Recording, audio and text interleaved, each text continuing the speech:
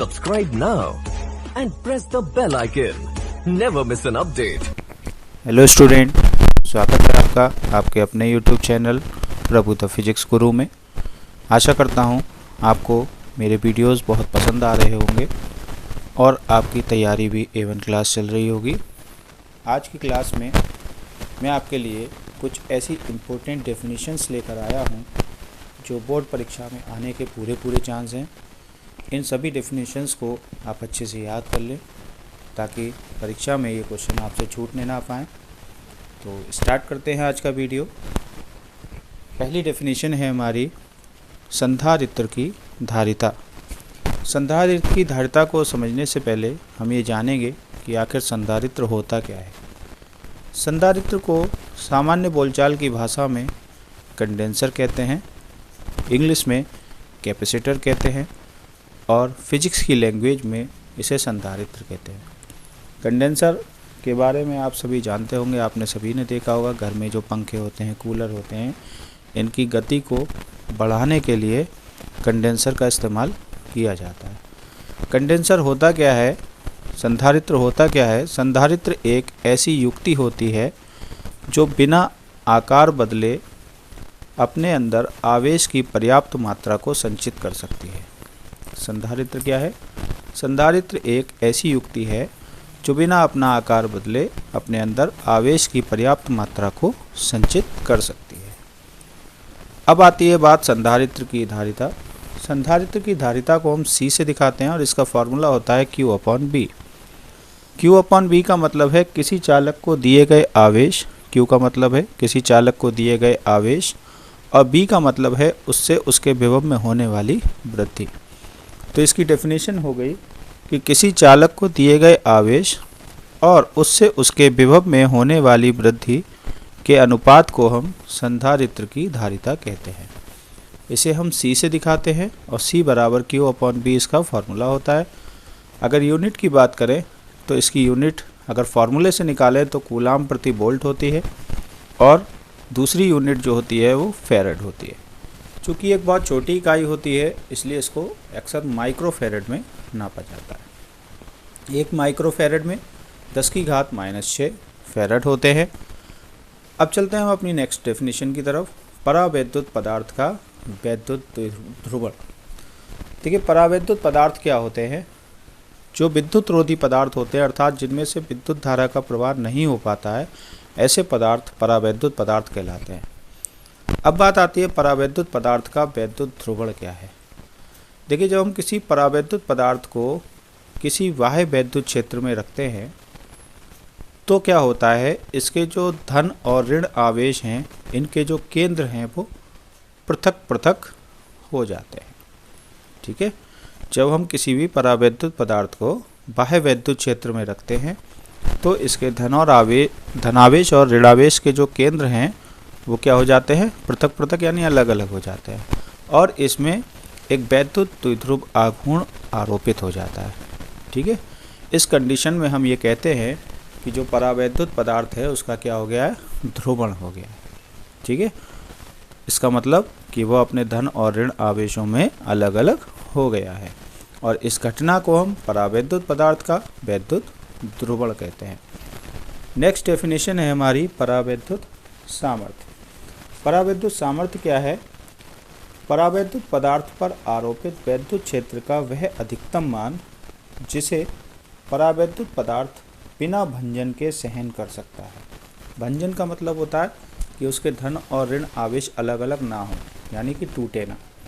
ठीक है, अपने धन और ऋण आवेशों में ना टूटे। एक ऐसा वैद्युत क्षेत्र जिसे कोई भी परावैद्युत पदार्थ बिना भंजन के सहन कर सकता है, वह उसका परावैद्युत सामर्थ्य कहलाता है।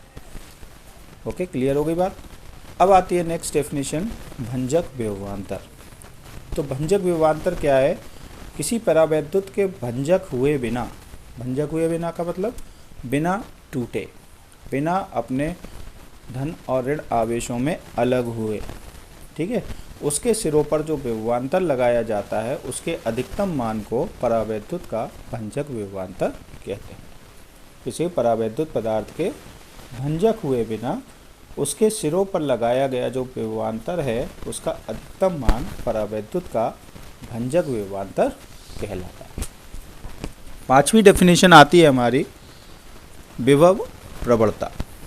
देखिए विभव प्रवणता की डेफिनेशन बहुत इजी है। इसका फॉर्मूला होता है माइनस का delta we upon delta x. Delta we का मतलब होता है विभव में होने वाला परिवर्तन और डेल्टा एक्स को कहते हैं दूरी, यानी दूरी के सापेक्ष विभव में होने वाले परिवर्तन को विभव प्रवणता कहते हैं। ठीक है, इसका फॉर्मूला होता है माइनस का delta we upon delta x. इसका मात्रक होगा वोल्ट प्रति मीटर। नेक्स्ट आता है पृथ्वी की वैद्युत धारिता, यानी पृथ्वी की वैद्युत धारिता कितनी होती है। देखिए पृथ्वी की वैद्युत धारिता की बात करें तो हम ये जानते हैं कि पृथ्वी का जो वैद्युत विभव होता है वो शून्य होता है। कितना होता है? शून्य होता है। धारिता का सूत्र मैंने आपको बताया था C बराबर Q अपॉन B। अगर हम इसमें B का मान शून्य रखते तो पृथ्वी की जो धारिता होगी वो कितनी आएगी? अनंत। तो इसका मतलब है कि पृथ्वी की जो धारिता होती है वो कितनी होती है? अनंत होती है। इसीलिए हम पृथ्वी से कितना भी आवेश ले सकते हैं और पृथ्वी को कितना भी आवेश दे सकते हैं। ये ऑब्जेक्टिव के लिए इम्पोर्टेंट है क्वेश्चन कि पृथ्वी की वैद्युत धारिता कितनी होती है। तो आपका आंसर होगा अनंत।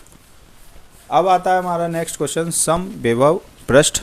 जैसा कि इसके नाम से क्लियर है कि एक ऐसा पृष्ठ जिसके प्रत्येक बिंदु पर जो विभव है उसका मान समान रहता है, उसे हम समविभव पृष्ठ कहते हैं।